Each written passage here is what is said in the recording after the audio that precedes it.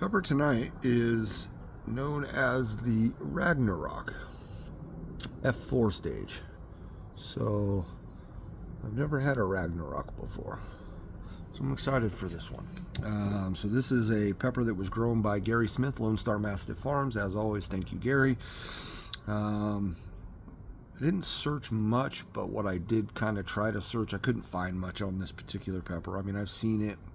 It came up a little bit, but couldn't find the origins, what the cross is, any of those things. So anybody out there to catch this video, if you know, leave a comment on this video. Let me know what you know about this pepper, as far as who created it, who crossed it, and what it's crossed with, what the parents are. I'd be interested to find out.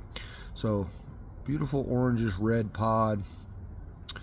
Yeah, that's all I know. Ragnarok F4.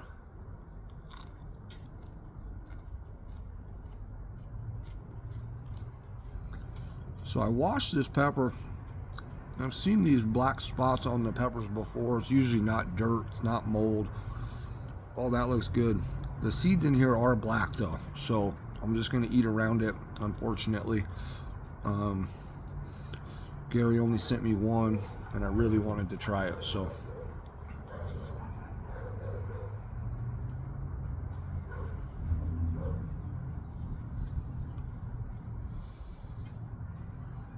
Tastes good. It tastes all right.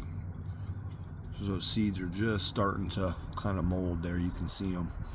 So we're gonna eat around that, and hopefully we can still get a good heat, good flavor.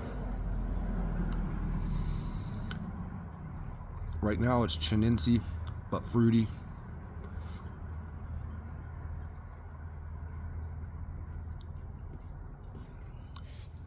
I'm gonna have to get another one of these because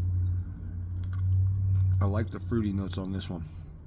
They're a little different than other pepper fruity notes. I'm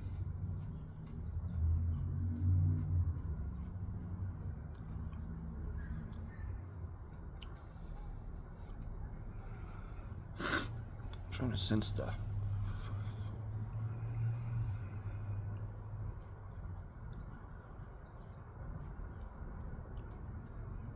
it's like a melon fruity note. It's kind of like got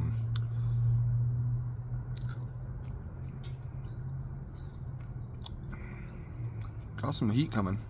I'm starting to feel it on this side of the throat, back down in here.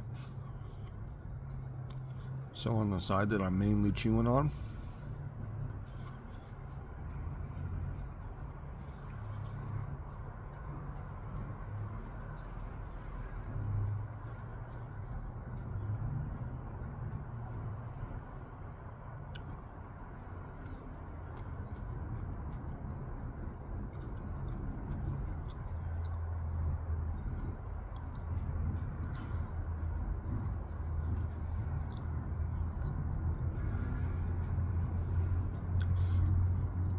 Flick some of those seeds off. Maybe we can eat this.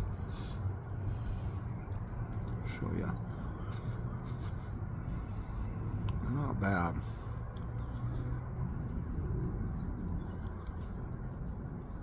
I've eaten worse. I'm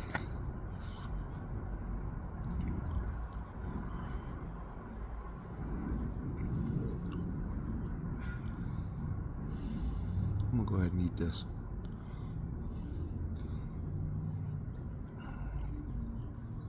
It's good enough for the birds. You know, just got a couple of those nasty seeds out of there. Heat's coming now. You get a little stronger.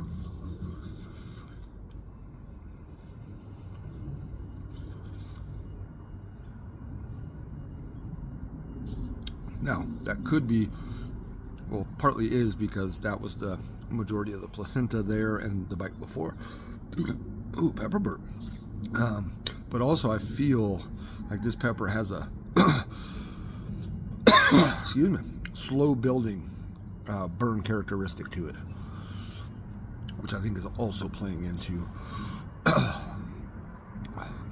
the burn I'm experiencing. She's hot. It's a good pepper. It's hot. Besides right in this, it's like a diagonal burn in the throat there. Besides that, my lips are on fire. It's generating a lot of saliva right now as well. And that's another thing that I rely on to know how hot something is as far as fresh peppers.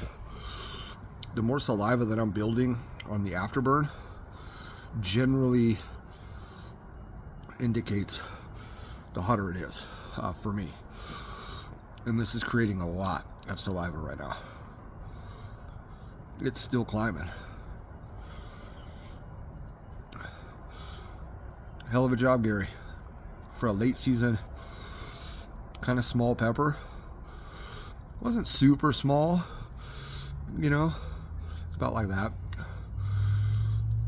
It wasn't massive though. I weighed it, was only a 3-gram pepper, so kind of small, but for a late season small pepper, it's packing a punch.